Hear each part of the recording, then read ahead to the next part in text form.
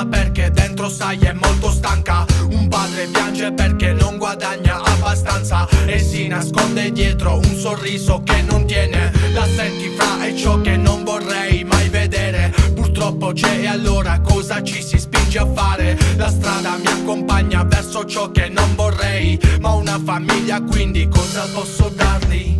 Se questo stato qui non riesce ad aiutarmi, carte su carte come parole promesse, ma infine sono a casa, sì, con le mani vuote, pensieri strani che mi nascono nella notte. Ci sono cose che non vorresti vedere mai, e quelle cose che non vorresti sentire mai. Ci sono cose che non devono andare così, e quelle cose che non fanno parte di te. Ci sono cose che non avresti sperato mai, e quelle cose che non avresti voluto mai. Ci sono cose che non devono andare così, e quelle cose che non fanno parte di te, parte di te, parte di me.